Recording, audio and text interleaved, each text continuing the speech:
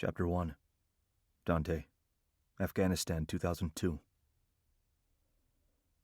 The bruised sky splits open like a gaping wound. The rumble of thunder masks the stillness for a few brief, savage moments. It fades, like the promise of a reckoning, before a second flash of lightning puts that shit to rest. At the same time, the MATV hits another dip in the road, rattling the crap out of the suspension and forcing me to adjust my position.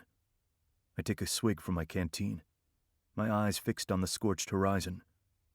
Panning left to right, stretching out as far as the eye can see. Not a fucking tree in sight. Religion bleeds from every pore of this place, but it feels like God abandoned it a long time ago. The steady rumble of the engine continues as we weave a course through the wilderness. My team has been moving in convoy for 2 days now. We're on a reconnaissance trip for B Squadron. The target is a potential Taliban stronghold that the U.S. government has deemed hot property. We've been sent in to scope it out and weigh up the civilian cost. But every single man here knows that's bullshit. This mission is nothing but a decoy to appease the U.S. media and their tireless anti-drone rhetoric. Somewhere in Washington, there's a trigger-happy general just itching to deliver retribution, whether he blows up 100 innocents or not. "You done with that, Captain?" I feel a light tap on my shoulder. Wordlessly, I pass the canteen to one of the 2 men sat behind me. As I do, I catch the eye of the other guy.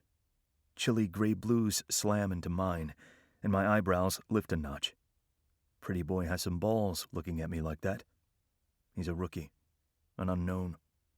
He was only drafted in for the job after Lewis got his head blown off by a rogue insurgent at a roadblock a week ago. "What's your name again, soldier?" I grit out. There's a pause. "Grayson, sir." Look at me like that again, Grayson, and we got a serious problem. Blue-grays don't flicker, even when his comrade elbows him in the ribs.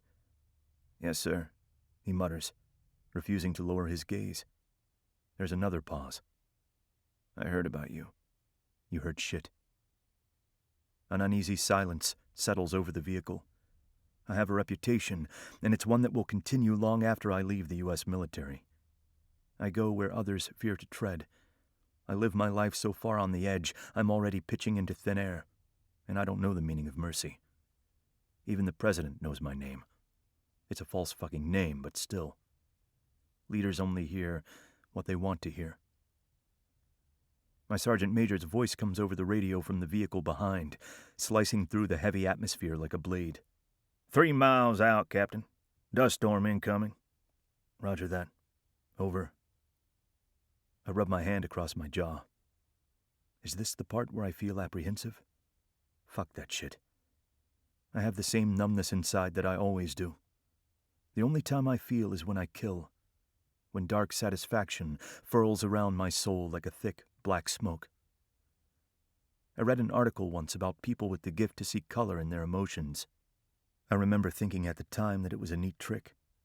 They experience something like grief and their whole world turns a shade of blue.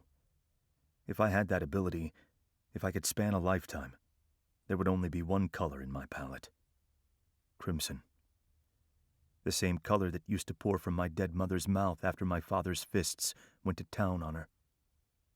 I glance at my driver. His grip on the steering wheel is tight. His face is set, lips pale.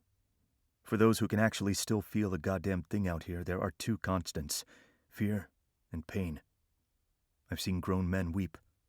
I've seen others torn apart and die with dignity. And that color? Crimson. I don't even have to imagine it. So rich and vivid, so omnipresent, staining the battleground beneath their broken bodies, haunting their eyes, polluting their last breath. I reach out and angle the rearview mirror to see how the high school jock is holding up. Cool as ice. Grayson looks like he's on his way to a date with the prom queen. Shoulders relaxed, finger resting lightly on the trigger. He shakes a fly off his left hand and the sunlight catches on the gold of a wedding band. How old is this guy? 22? 23? And hitched already? Pretty boy. To me, that's the worst kind of weakness. He glances up, his eyes locking onto mine. He catches the sardonic tilt of my lips, and now it's his turn to lift his eyebrows. Motherfucker. I open my mouth to rip him a new asshole when a searing white light outside catches my eye. That wasn't lightning. I grab the wheel to steer us out of the rocket's path, but it's too late. Screaming hellfire rains down upon us as the MATV pitches sideways with a violent jerk. A blinding pain pierces through my left leg, and I have one final thought before everything goes black. Turns out, I can still feel something after all.